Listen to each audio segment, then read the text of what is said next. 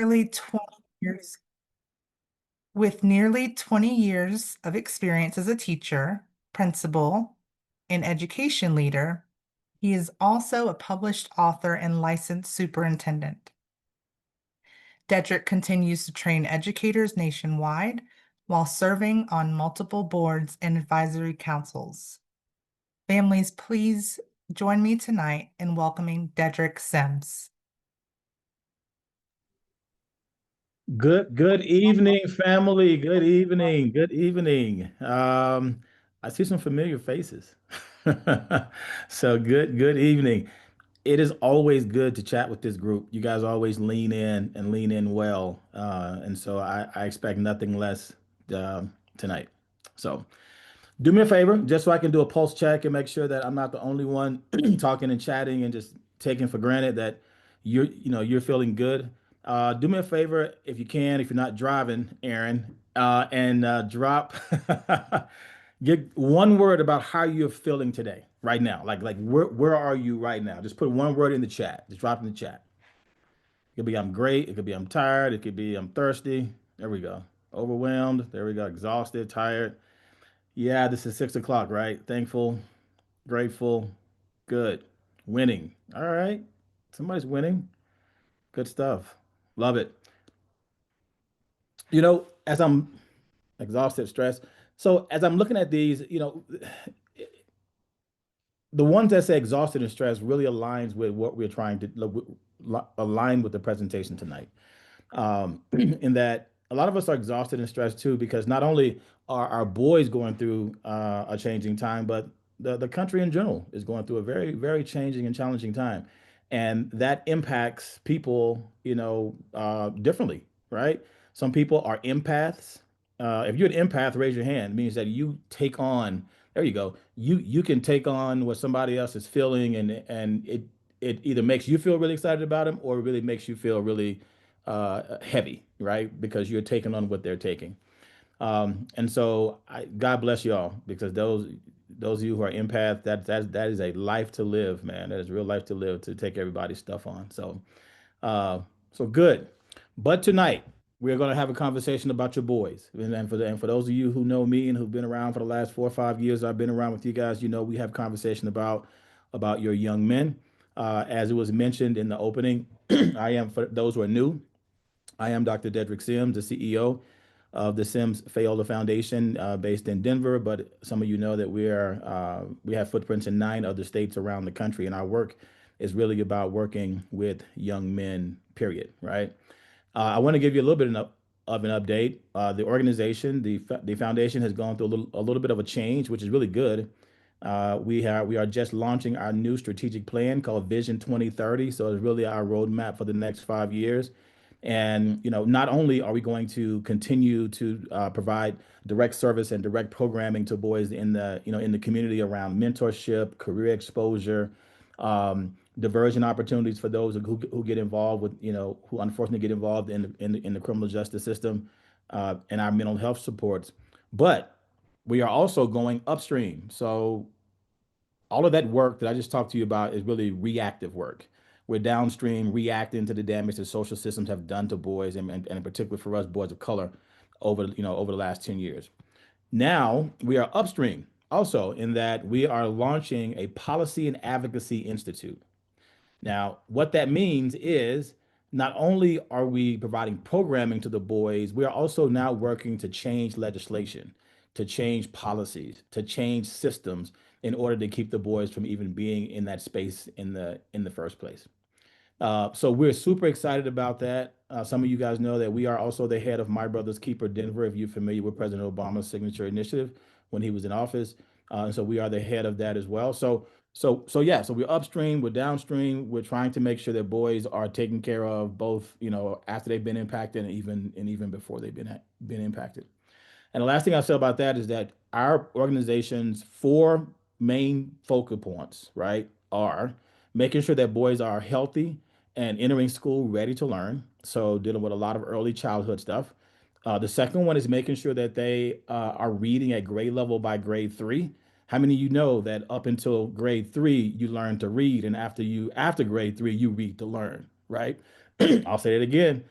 Up until grade 3, you learn to read. And after grade 3, you read to learn. And you can see that if by grade 3 they're not learning to read, then they're going to fail to read to learn, which puts them behind academically, which puts them in jeopardy of being involved in the criminal justice system, and just dropping out of school.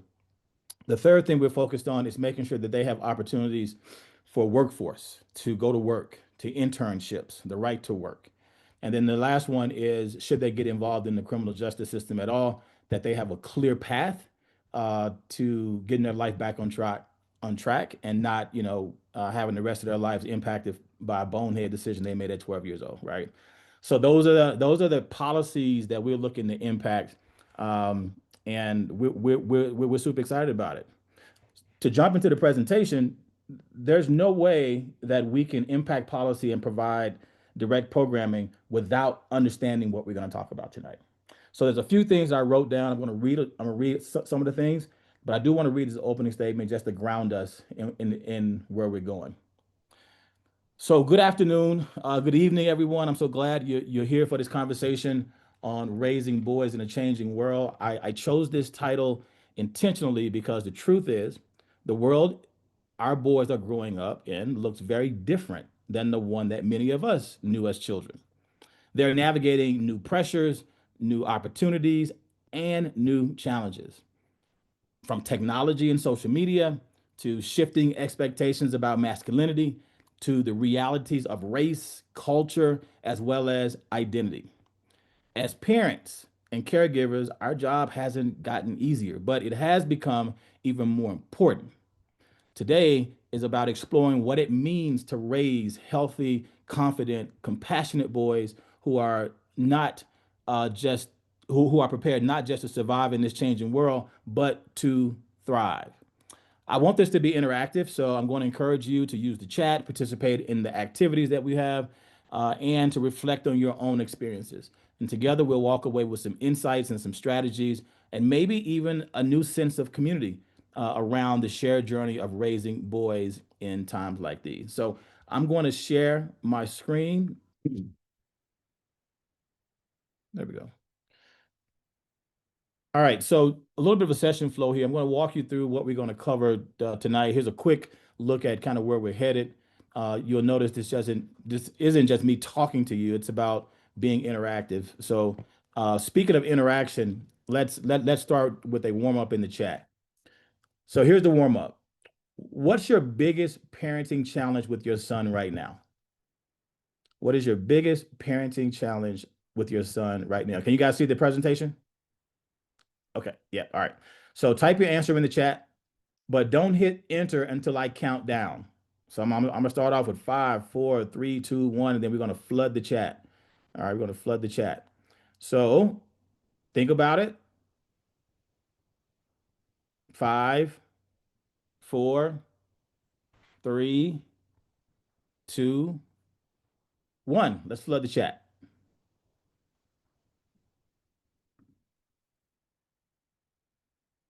Biggest challenges. Here we go. Listening well, communication, future planning, no idea what he wants to do, motivation, confidence. All right. Him respecting me and not talking back, emotions, disrespect, listening.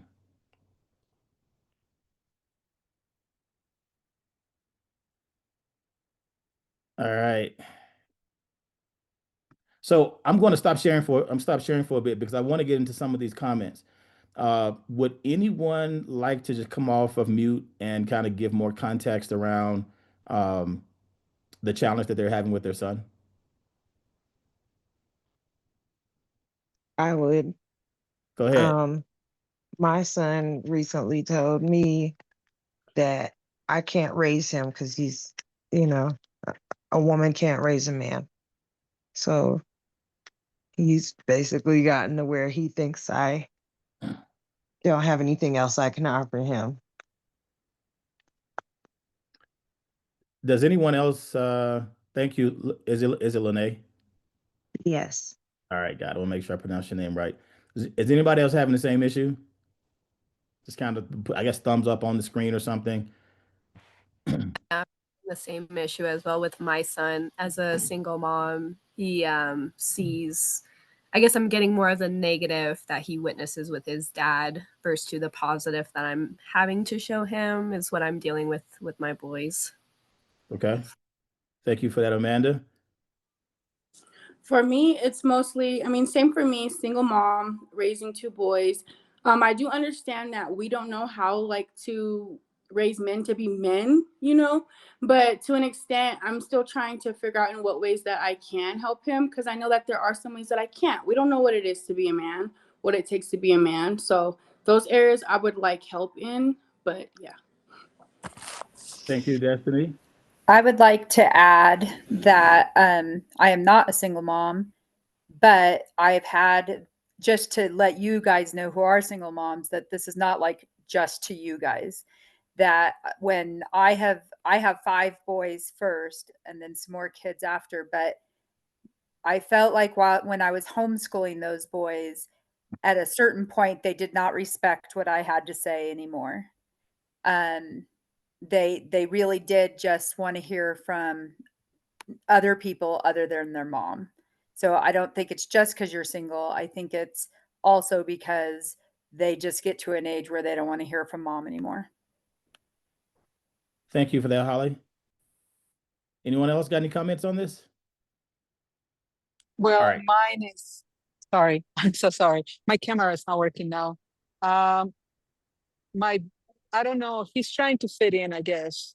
He loves God and he wants to be different, but at the same time, he's struggling because he doesn't know if it's worth it to be different and to study and to spend hours reading and enjoying going to school and college. So he's struggling with his future, not knowing if it's okay to be different.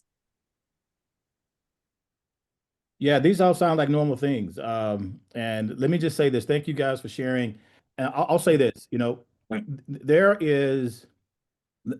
are tremendous things and values and lessons and things that you ladies who spoke bring to the table when it comes to raising boys. I don't think that we could be as whole. Matter of fact, I know we can't. We can't be as whole without having the impact and the influence of a loving mother or a woman in our lives. If we were to spend all of our times just with us, it would be a mess, right?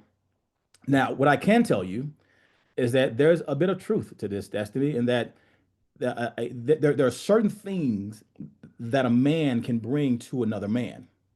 One is perspective. And I don't want women to take anything negative from this, but one is perspective. How a male typically thinks, reacts to something, is important for boys to understand and to get, even if they act like they don't want to. So don't take offense to that, because there's a level of truth to that. Your job is to say, okay, here are the ways that I, as a lady, can contribute to their growth and to who they are as individuals. And if they do need a man in their life, if that's what they're yearning for, because all boys do at some point, look for a role model, look for a model. And that sometimes that is their parent, but a lot of times it's not. It's not. Around the age of 13 and 14 is when young men they start to figure out who they are in the world. They start to go through this thing I call peacocking. And what peacocking is that they are trying to figure out where they fit in the ladder, where they fit in the social ladder. And a lot of time that's outside of parents. That is outside of parents. And that's something you have to understand and not take offense to. And then what the best thing you can do, if that there's not a man in the house or a man that's really present in his life, is to find that man, is to put someone positive in his life. It could be a friend, it could be a distant relative, it could be something. But boys are yearning to find a role model to show them what it's like to be a quote unquote man. Now think about it. Brain doesn't mature until 26, right? So up until 26, he's very emotive and very emotional and just kind of trying to figure things out. So he thinks, right, that he needs this, that he thinks that he doesn't need you. but he actually does. So what you can do is put a man in his life. You can, again, someone close to you. It could be a camp that you send them to. You can be very intentional about that. But around 13 and 14 is when they're trying to figure this out. So if your son is around that age, and for those of you who are talking, this is normal. This is a normal part of his development. Okay.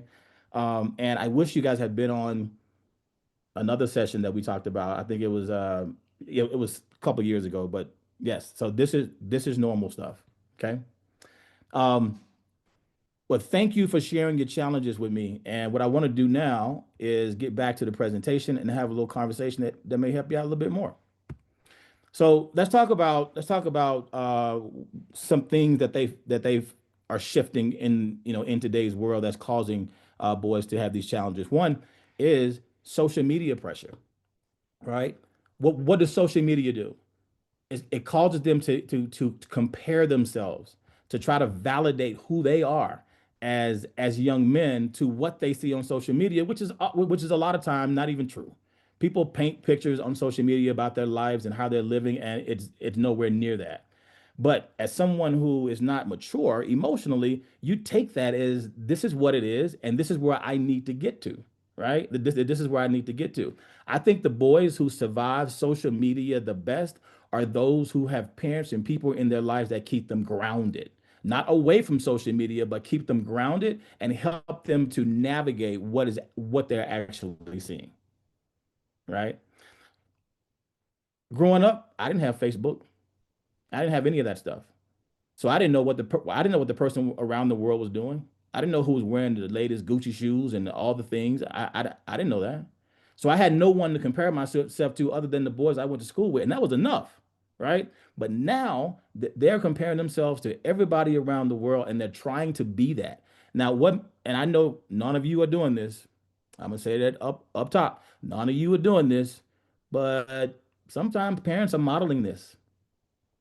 Sometimes mom and dad is on social media modeling this as much as the kids are. And so what the boys do is see what you're doing, and they do the same thing. And they think that this is normal. Another thing that's shifting in their lives is academics and athletic demands. Like there's a pressure to perform, right? At this age, 13, 14, 15 years old, the pressures to perform, and people react to pressures differently. There's this shifting definition of masculinity. People are, no judgment, just data, but people are, trying to figure out what is a man, right? Pronouns and these kind of things. And so those are things that I know that I didn't have to deal with coming up, right? Again, no judgment, it's just data. It's something that they're dealing with, right? The next thing is racial and cultural expectations. I think we can all agree that right now in our country, there's a lot of things that are going on around racial and cultural, around race in general, but cultural expectations are showing up too, because the cultures are saying, "But this is how we react when we're attacked, or this is how we react, from our culture." And so boys at a young age who are already dysregulated they're trying to take in the complexities of this world as well as how the culture should, is supposed to perform. And so there's a lot that's going on. And finally, the brain is still developing. I mentioned to you that, the brain doesn't fully mature until the age of 26. That's when you move, hopefully, right? And this is when you move from the emotive part of your life to the logical part of your life. This is when you really move away from functioning in the emotive part of your life to the logical part of your life, using this right here. Your prefrontal cortex. Your prefrontal cortex matures around 25, 26 years old. And some of you may have heard me say this, but that's one of the reasons why, rental car companies require you to be 26 in order to rent a car. Their hope is, and we've seen some people who didn't demonstrate this, but their hope is that if someone cuts you off, that you don't try to go get them, that you don't try to play bumper cars with them, that you're not operating from an emotional space that you'll hold off. That's what their hope is, right? But you and I probably know some people who are well above 26 years old who are still out there reacting, in ways that you would think they're less than 26 years old. So the brain is still developing. So These things are changing. So we've named some of the pressures that boys face. So now let's hear from each other. So you're going to go into breakout groups. You're going to go into breakout groups, and you'll get a chance to talk about your number one struggle with your son is facing in the world today. So the question is, what is the number one struggle your son is facing in this changing world? And we're going to put you, this says 5 minutes, but it's only 15 minutes. You're going to be in your breakout groups for 15 minutes, and then we're going to come back. I'm going to ask you to just kind of share what's your number one struggle that your son is facing. All right, we are back. So hopefully you guys know a whole lot about each other, at least one thing new, and that's in particular what your boy is struggling with in this changing world. So does anybody want to share? I'll start calling people if no one shares, but I'm sure that there'll be some people who would love to be able to share. The question was, what is the number one struggle your son is facing in this changing world? Well, for me and my breakout group, we all could agree that it was mostly like appearance. They're all like deeply into their appearance right now. Like I said, my son will take my hair products and some more stuff. Like this boy don't play about his hair, y'all. It's like, it's ridiculous. And all of them are walking around with the same, the hair's cut on the sides with the long curls and, and then my son, he's a ball player. Like he plays his butt off. Ball is his life. So he's constantly like watching what Steph Curry does and this and that, trying to improve himself and just appearance in general with everything, whether it's on the court or whatever, like you name it. It's all about appearance to them, how they look. So that's his struggle. Yeah, like he's one to keep up with the next, because Dontavius, like I said, he's an honor roll student. He plays ball very good. He's got high school coaches already approached me, want him to be on his team, but he still compares himself to so many others. And I'm like, well, what about you, Dante? Like, be you. Like, what is, like, Stephen Curry's known for his thing. He's a splash bro or whatever. Like, Jordan's known for his thing. But what about Dante? It's like, what is you? Like, be you. He's kind of scared to be him. In my day, we would make the trends. Like, you know what I'm saying? We would break out and do our own things. Nowadays, they're trying to ride on the next wave kind of thing. How old is he? He's 13. Yeah, remember I told you this is the time where they're trying to figure out who they are. So when you say "do you," he is trying to figure out who he is. So Right. he doesn't know. That's true. I wrote that down. Peacock. Yeah, he's peacocking. Cool. Thank you, Destiny. Anybody else like to share what the number one struggle their son is facing in today's world? I think said that, oh, sorry. Go ahead. no, you go ahead. I was gonna say I just said academics because that's just what I see. I don't know what he personally is struggling with, but that's just my point of view. I feel like the academics is for the last couple of years, maybe even 4. He's just been struggling. Okay. All right. Academics, struggling with academics is pretty normal. It's just the degree of which they're struggling and what they're struggling with, and if it's so that's pretty normal. Anybody else?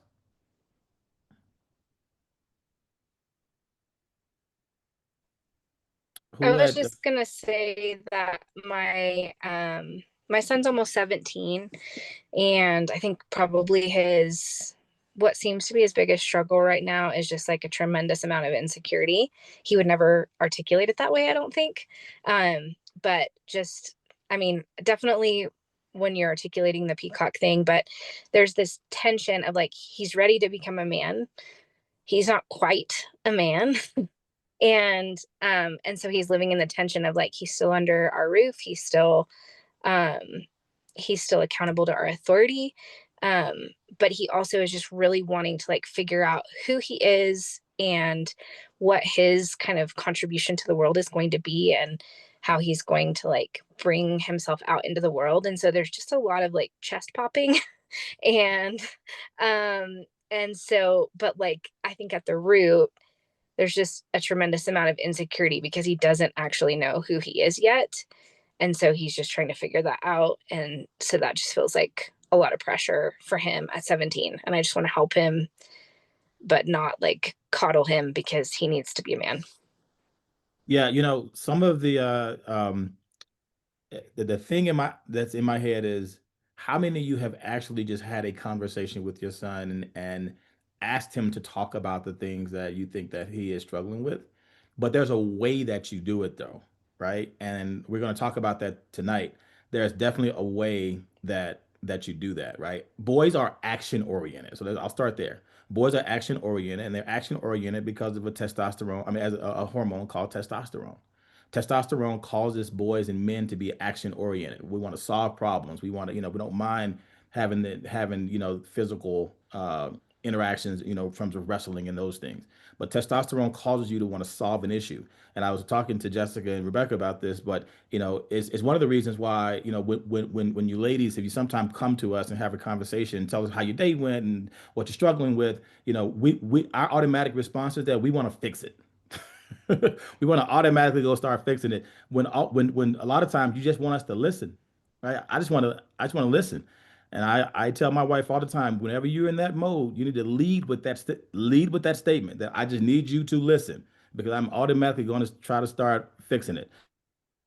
But that's what testosterone does. Some of you who did not speak about what your son's struggling with, can you please drop those in the chat? But Nina, insecurity is at this age between 14, 17, 18. That is pretty normal. The challenge is, what I would ask you to do is to, if you think that that's the issue, is to have a direct conversation with him about it. Help him think it through. Help him walk it through. Be a thought partner with him in life, right? And for any other parents who have whose sons having a similar struggle, just conversation. Right now, I will tell you that testosterone causes boys not to be as verbal, right, as verbose as ladies, and that's not that's a general statement, right? It's not covering. It's a general statement, but testosterone causes us not to be as verbose.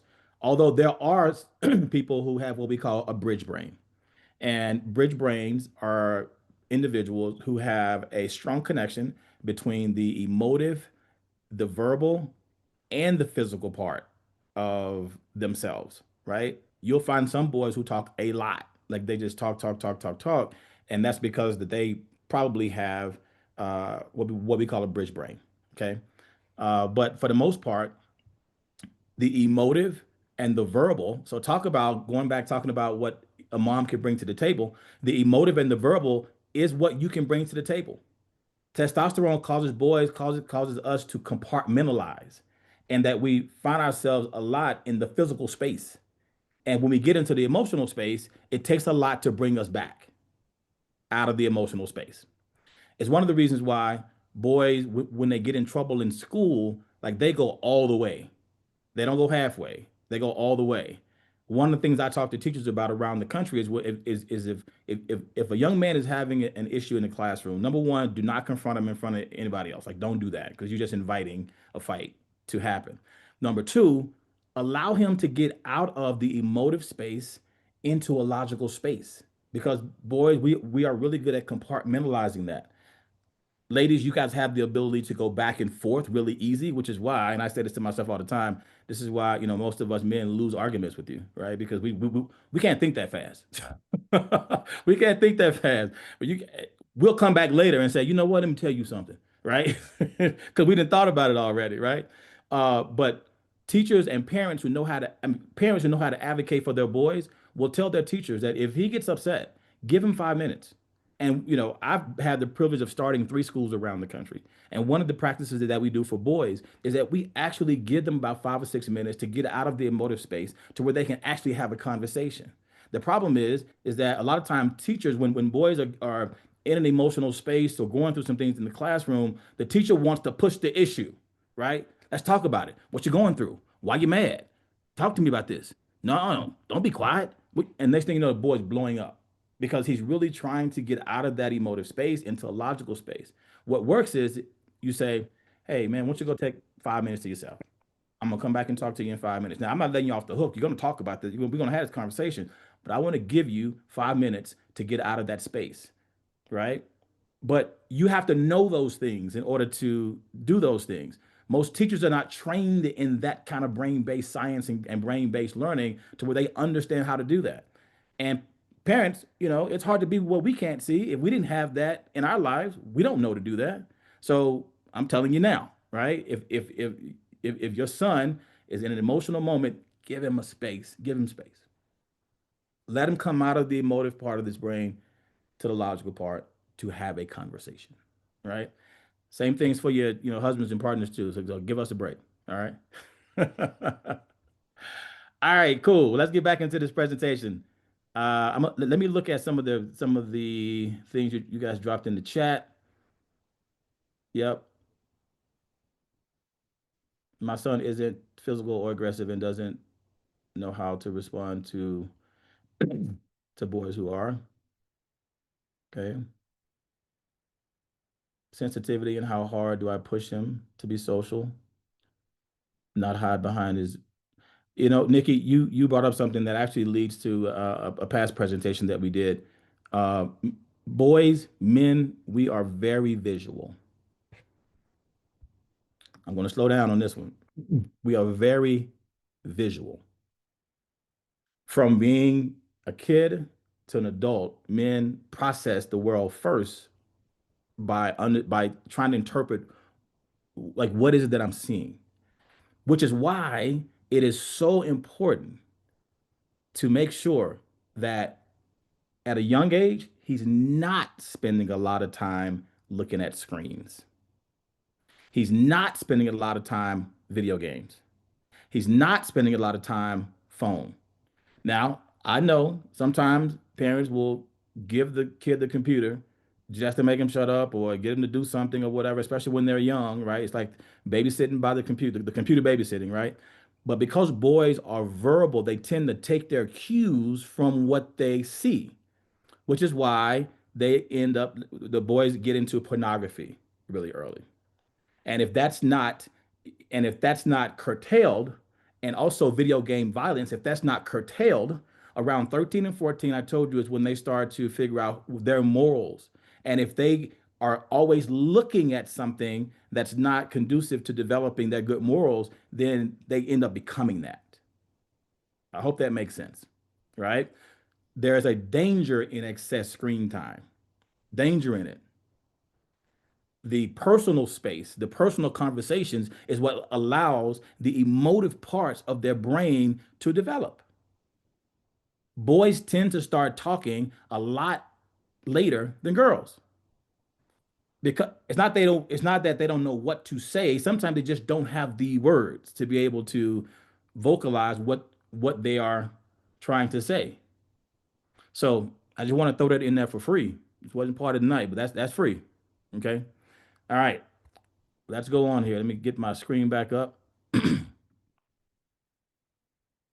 right, here we go. So I want to talk about this feelings wheel. I emailed out something to you earlier.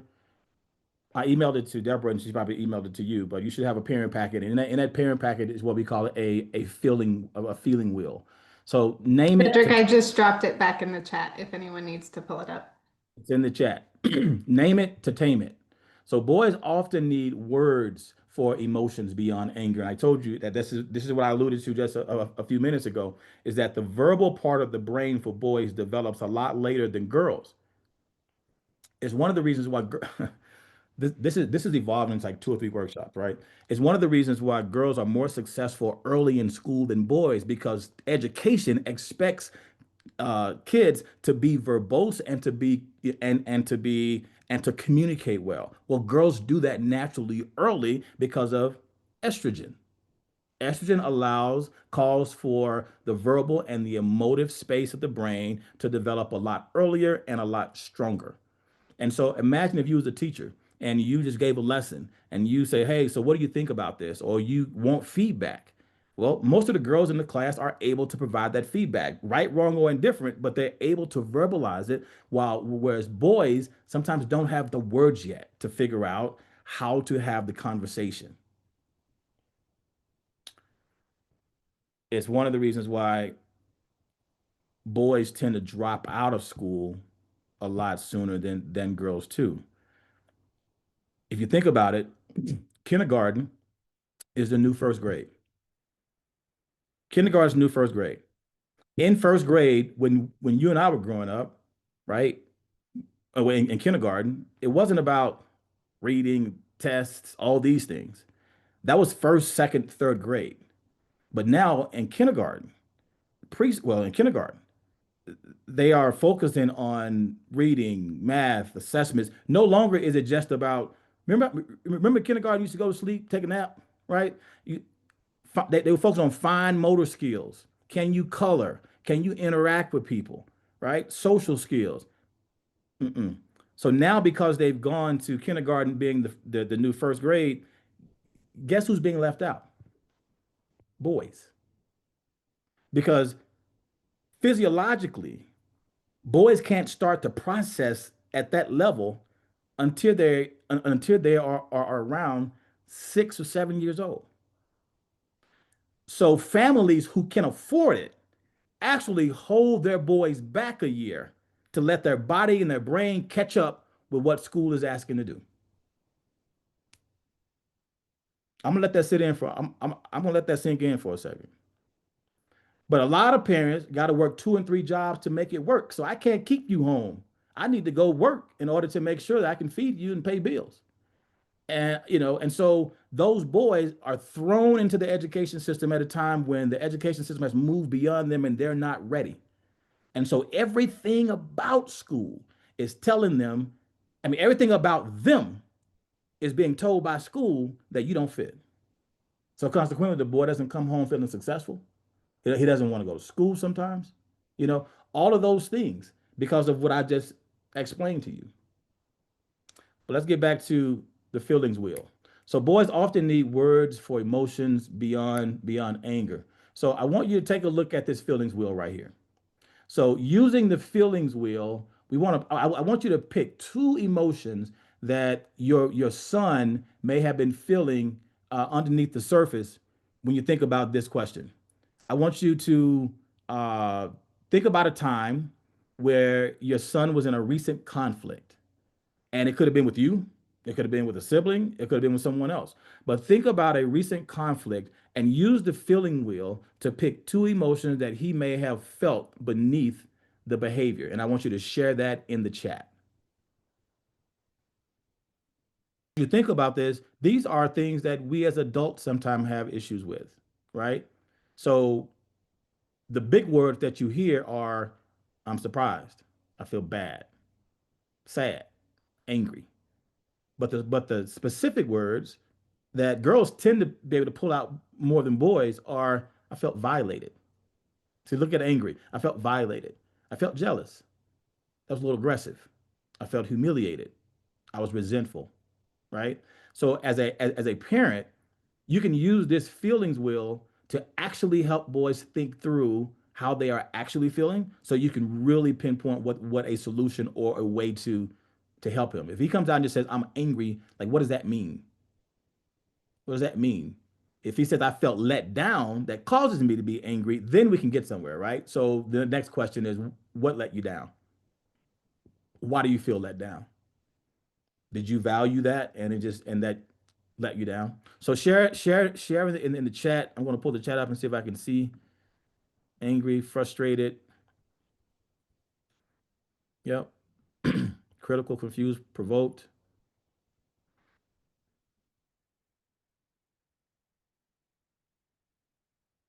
So what you can do is, and if I was you, I would really, and this is how we've used this in schools, is that we had this feelings wheel printed out, and we had the feelings wheel readily available in case, well, whenever boys got into a conflict or they felt some sort of way, we would say, hey, point to the wheel.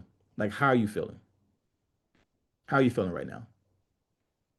I feel happy. So think about this. You having a conversation with your son, right? Or you have this displayed around your house somewhere. And either they're feeling really good about something or they're feeling really, bad about something. This is also a way for them to be able to increase their vocabulary, right? Go to the wall and tell me how you're feeling. Oh, I feel, lonely. And they'll even ask you the definition of some of these words. And so again, you're helping them to build their vocabulary, and you're helping to give them words for the emotion. I want to stop there and say, does anyone have any questions about the feelings wheel or want to chat about anything else before we move on?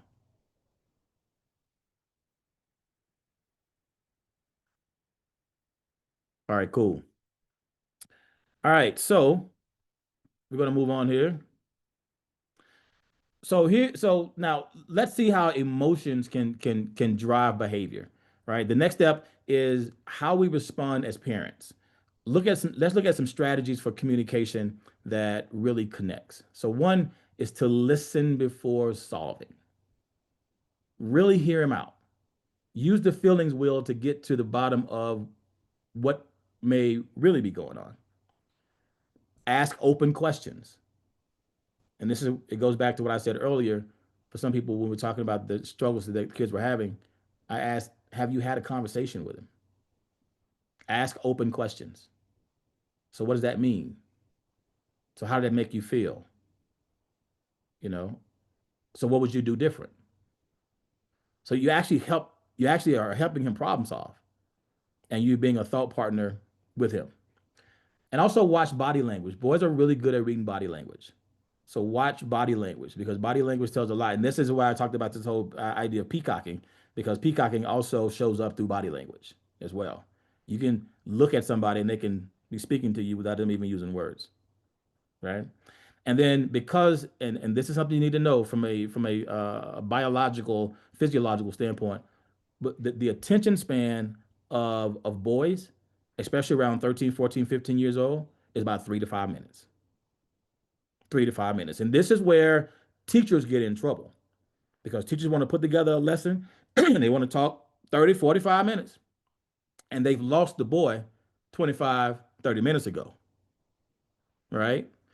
Keep it short and simple. When I train teachers around the country, we talk about, hey, 15-minute presentation, 30 minutes in practice. Don't be up there being the sage on the stage and just trying to spray and pray they get it. Don't do that, because you're going to lose your boys. So all that time that you put into preparing your lessons and getting ready, you're undermining yourself. You're going to lose your boys.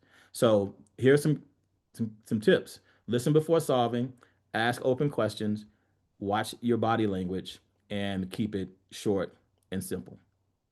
Now, talking about communication is one thing, but practicing it is another. So in this next breakout, you're going to role play, right? We're going to put you in groups of 3s. One of you will be the one parent, the next one will be the other parent, and then someone will be the boy. All right. And you're going to rotate. So we're going to rotate at least, hopefully 3 times, but maybe 2 times, to where everyone gets to play the role, right, of the boy. So if you would take a look at your sheet that was sent to you, or your packet that was sent to you, there's a list of questions that are in there. So here's the role play activity. It says, parents, you're going to ask a controlling question. Like, why didn't you do your homework? The son, you're going to respond. The parent is going to try again with a curious question. So this is helping you to understand how to ask questions to boys. Instead of saying, why didn't you do your homework? A good question is, I noticed the homework wasn't done. What's going on? Do you see how that feels different? That feels really different. Hey, I noticed you didn't finish your dinner. What's going on? Versus, why in the hell you ain't eat? I spent all this time cooking. You ain't eating. That kind of thing, right? And then there's going to be an observer. So you're going to have the parent, the son, and an observer. And the observer is kind of going to share the difference in the way that you ask the questions. So if you would take a look at your sheet, it has 10 powerful questions to ask. It's in your parent packet. It's called 10 powerful questions to ask. And you're going to use those questions in the role play. All right. So you're going to rotate to where everyone gets an opportunity to be the boy. So there's a parent, there's an observer, and then there's the boy. So the observer is going to give feedback on the question. Okay. All right. So it looks like everyone is back. I'm really interested to see how these conversations went. But before I do, I'm going to take some executive privilege to make a shameless plug for myself, but it's only because I think that it'll help you. So now, in the past, Parents Challenge have purchased one of my books to give to parents. Not sure they're going to do it again this year, but I wrote a book called, Hey Man, We Just Talking, Daily Conversations with Young Men. It's a mentoring book that has 22 conversations in it that covers some of the things that we're talking about. So when I'm looking at the table of contents, some of the topics are like, you're special, man, right? And let me give you some history behind the title.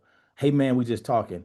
It's really, the book is written in a really conversational tone. This book has sold probably over 10,000 copies since it's been written, and parents use it all the time. They use it for their kids. It even has a curriculum that goes with it for those who homeschool their kids and feel like that they want to homeschool them. There's like lessons and all kind of things in here. But some of the topics are, hey, man, you're special. Can you imagine? Perspectives on love, money, money, money, money, money. Pushing through. Are you a responsible dude? Grit. Are you gritty? The magnitude of your life. Death in your legacy. Uncertainty. What's up with peace? What is faith? Let's get emotional. Let's keep the emotions going. Your image. Don't hurt yourself. Who are your friends? Your mama. That's right. I said your mama. Winning without Charlie Sheen, Tiger Blood, and failure. These are some really, really cool topics. And so if you're interested, I can drop the link to the book in the chat if you are. And you can go and get it yourself. I'm going to drop my email in the chat as well. But first, I want to send you a quick message. So look at the chat. I'm going to send you a really quick message here. There you go. And I'm going to put my email address here. So you can send, if you're interested in getting the book, email me, and then I will make sure that you know how to get it. All right, cool. So now let's hear, anyone wants to share about how the role play went, what questions you used, what did you get from it, right? What did you get from it that you're going to walk away with? So anyone can come off mute and let's have a conversation.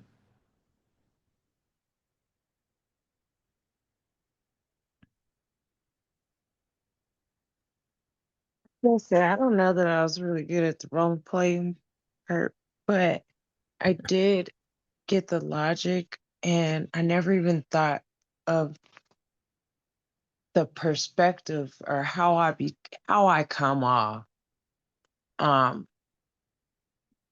when I'm talking to him might be the reasons why he responds in the way he does. And that those questions made me think about maybe the next time I have a conversation with him, how I'm going to speak to him. That's really good insight, Lene. I mean, it really does. I think, look, I'm gonna say this to you guys, but I don't think this applies to any one of you in here. But sometimes parents have issues with losing control. Teachers do the same thing. That we subscribe to this hierarchy that I'm the parent, you're the kid, you listen to me because I'm the parent.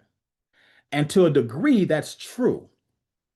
But if you're going to really start to understand your young man, who I told you is not verbose, who is not emotive, who will hold things in, who are very visual, you're going to have to start figure out a way to have a conversation with him that takes your emotions and ego out of it. I said it.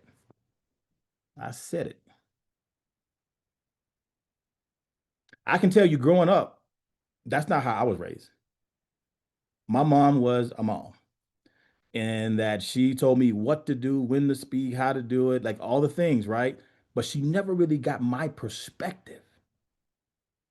And that's the part that was missing in our relationship. My mom was parenting the way that she was parented. Again, it's hard to be what you can't see.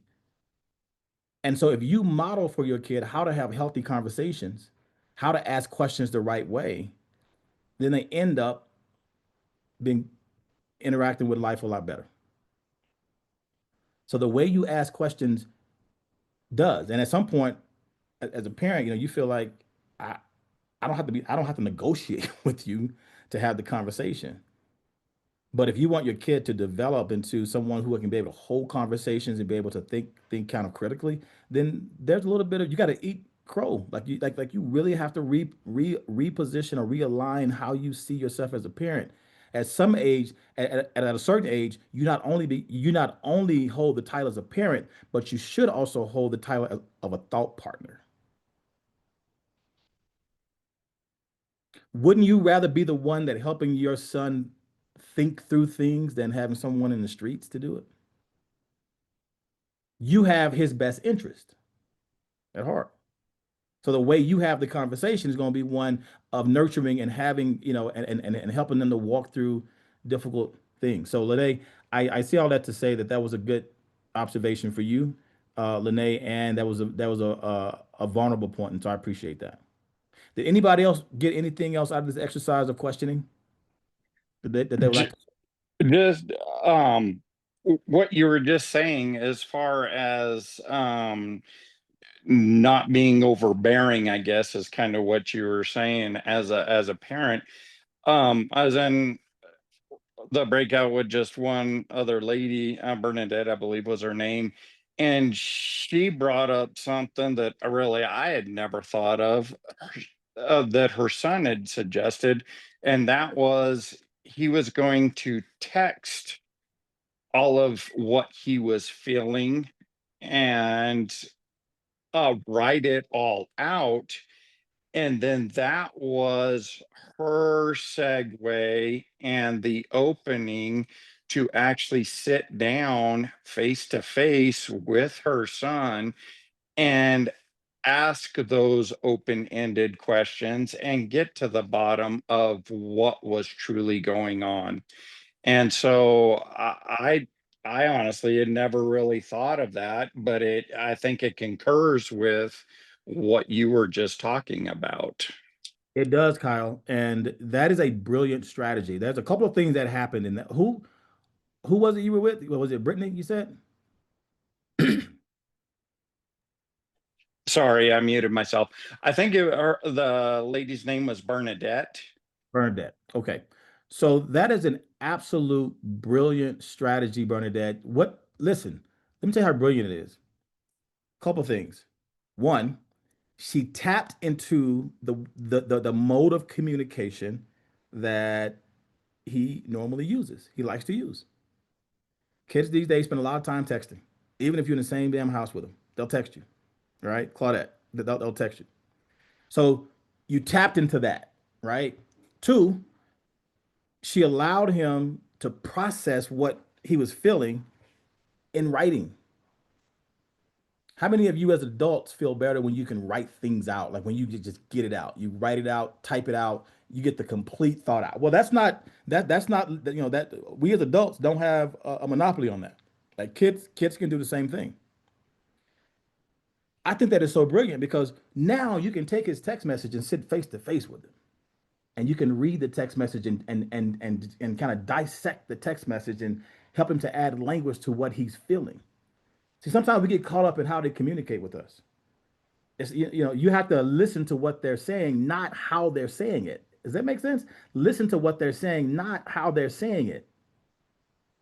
Because again, maybe they don't have the words to get it out. Maybe they're not, at a place emotionally where they can say it in a way that, that comes out right to you. But you have to take yourself out of it. I think that is so brilliant. Absolutely. Thank you for sharing that, Kyle. Anybody else had any gleanings from this exercise?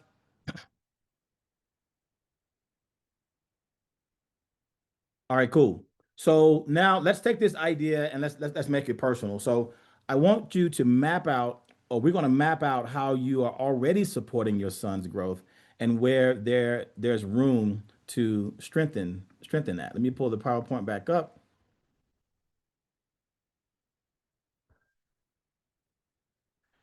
All right. So in terms of building confidence, right?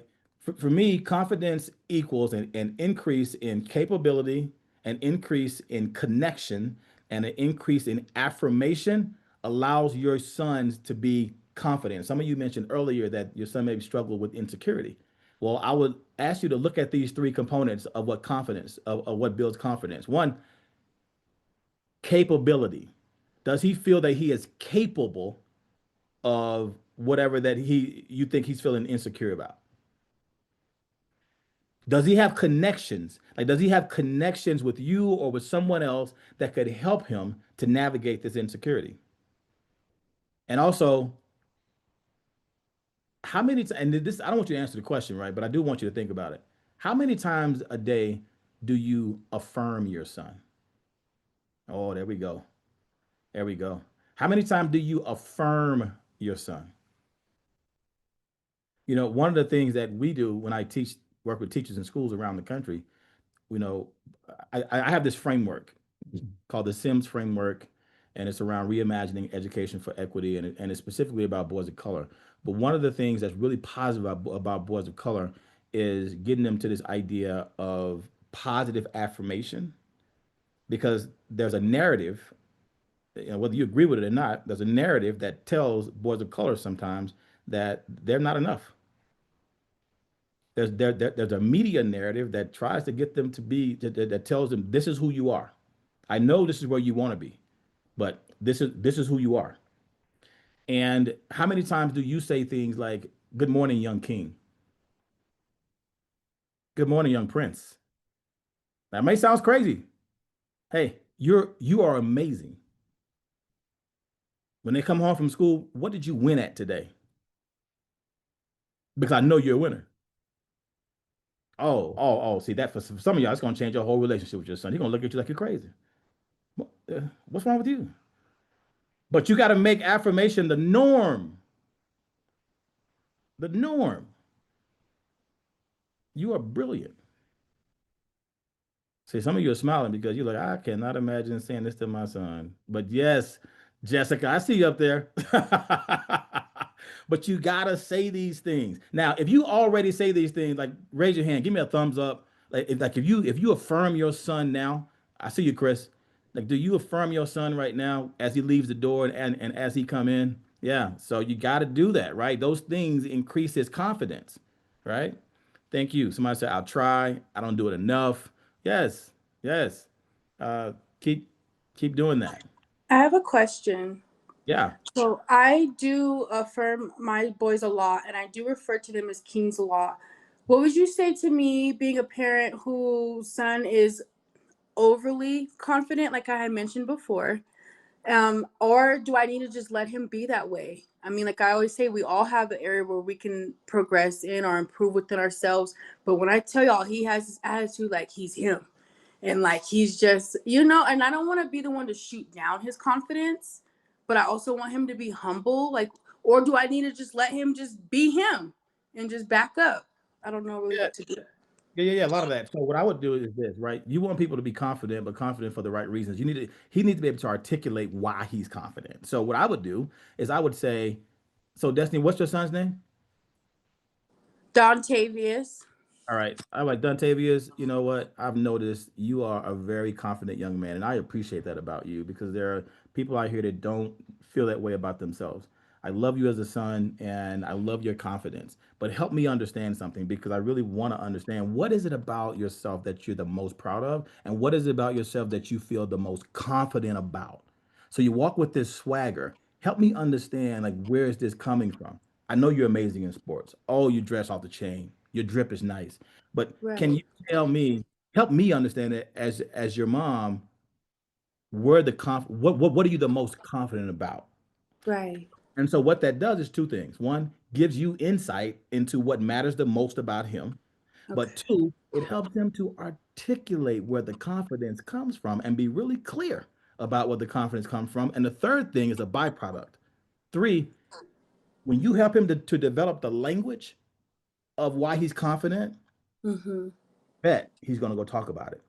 Okay. He's going to use the new language to talk about it. Okay. Right? Thank you. Yeah, don't shoot him down. just understand where it's coming from and help him to be able to, it's called social and self-awareness, right? It's like, if he's in a space, he doesn't want to come across just as the jerk or someone who's, just he's always peacocking. Like he needs to be able to talk about it and say that, you know what, I'm really proud of my ability to be able to bounce back. I've gone through things in my life, but I look back and I see that I'm always, I got a rubber band spirit. I always pop back into space, right? Thank you. It just reinforces to him. Like it reminds him when times get tough. Oh, I'm rubber band. I'm rubber band man. So I'm going to get through this. So that's how you turn that cockiness into something that's actionable. Thank you so much. Thank you. Yeah, no doubt. I'm gonna send you an invoice a little later. All right, so let me go to the back to the thing. All right, so competence, right? Competence give boys chances to succeed and fail safely if they're competent. Building confidence, also belonging is a part of that. So help them connect with peers, family, and groups that'll help build confidence. And then again, affirmations, like use specific encouragement that names strength. And I'm gonna come back out of this because I do this with teachers a lot, and I train principals to do this with teachers. Whenever you give a kid a compliment, when you affirm your son, be very specific. For example, hey, John, listen, I call you, I really love the way you analyze issues before you act. That skill is going to take you a long way in life. Don't just say, hey, you know what, you're amazing, and it's fine. But you can say, hey, you are amazing, and this is why I think so. Now, for some of you, that's going to be tough because you got to get over this whole parenting thing around being vulnerable with the kids and that kind of thing, right? Hold on one second. My computer's about to die. Let me plug it up.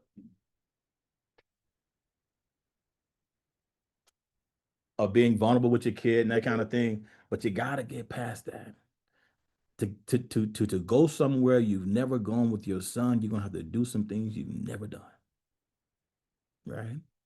So you got to get past that, and be really specific, right?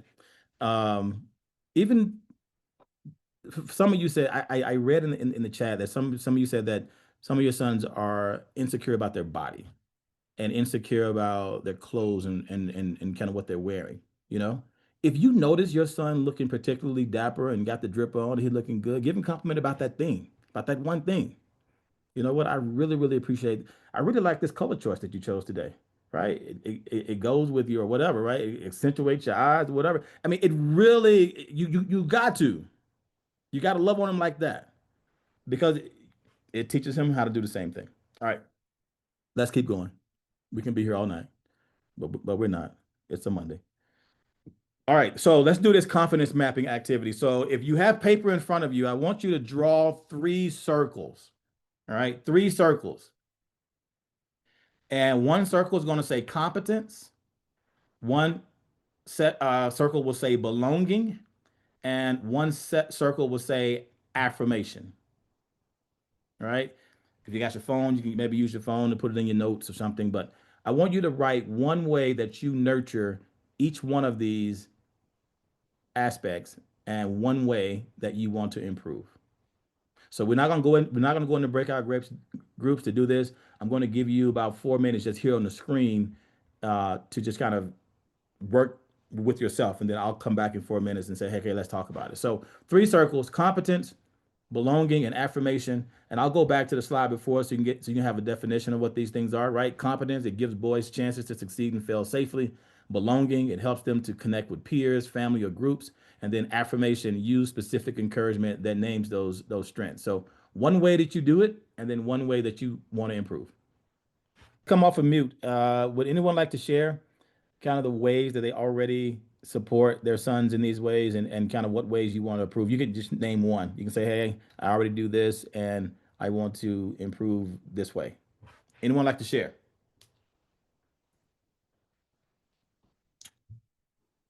I guess for competence, with my oldest son, because this one's my youngest, he struggles with his math homework. And so I point him back to either the lesson or we'll look up a different way than what his teacher taught it.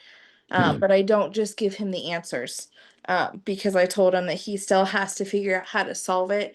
But if he can't remember how to solve it, I'll help point him back to the correct way, so that way he's still taking ownership of his answers.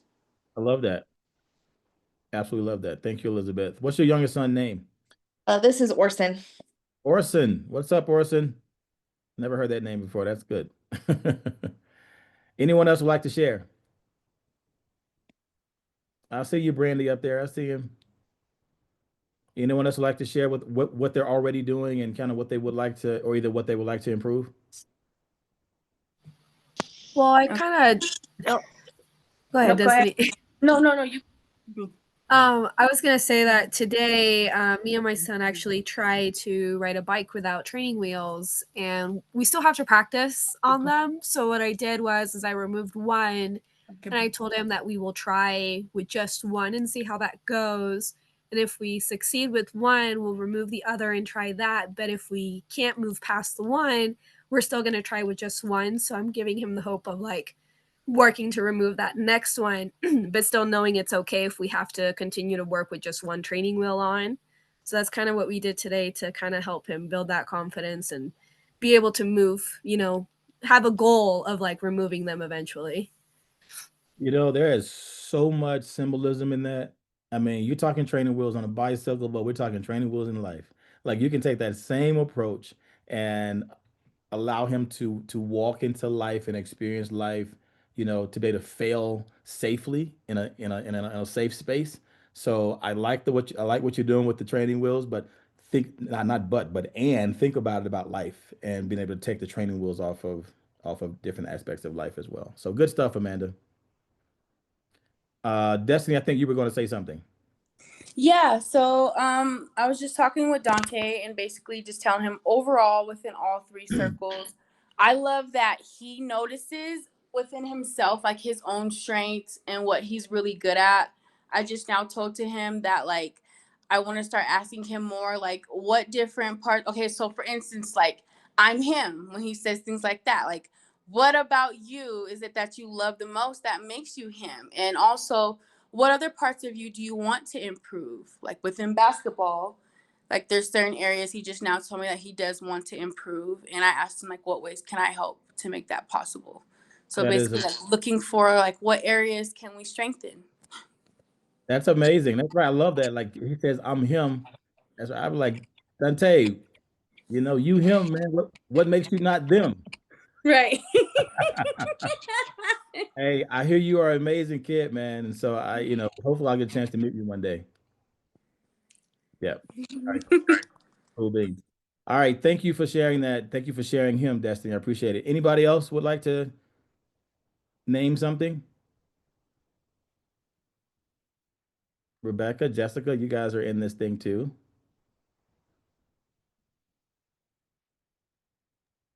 Thank you so much. I think for me, the competence as they age, they get older and they find new things that they enjoy. And I think sometimes I get stuck on the thing that they liked last year and not really trying to find what are new ways, new skills that they want to develop, and just being more open-minded as they're exploring their world, going into different neighborhoods, new classes, new, peer groups. They're learning about different things, and I need to be more open-minded and be listening more to see what they want to, how he wants to grow. Yeah, those are all good insights. As they continue to grow and get older, they're growing into young men, and you want to help shape their lives, not just, physically being able to provide for them, but giving them what I call a thought framework to work through for life. What framework, what lens are you looking at life through? Okay. Anyone else? All right, cool. This was kind of eye-opening for me that I didn't feel like I had a lot of insights on where I want to grow, which made me feel like I need to observe my sons a little bit more so that I can see where they need that support and where I can grow. Okay. So that's where you are now? Like that's what you're sitting with? Yeah, good stuff. All right. All right, so let's move on so we can wrap up. Let's go to the next thing here. So we did this. So one closing commitment, all right? I want you to drop this into the chat. What is one action that you would try this week with your son? One action you would try this week with your son. I'm going to start presenting so I can see what you guys are putting in the chat. So somebody put this in there about the room clean thing. I knew this was coming up about the room cleaning. You know, one of the things that I would say, and one things I have said is, you know, I really noticed that your room it doesn't look the way that I know you like it to look. What happened? You know, I really noticed that, you know, your room doesn't look the way I know you like it to look. Like what is there something I can help you with? Like what's going on? You know? And so it just changes the way you ask the question. Like it really does, you know. Yeah, man. All right, good stuff. I appreciate you guys. So what I want to do next here is show you some resources. So here are some resources that you can look at. I think I put this also in the parent packet as well. These are some books, and you see my books in there, all things boys. This Hey Man book right here. But these are some things, and I think I put in the parent packet like even links to where you can go get some of these things, some resources for you.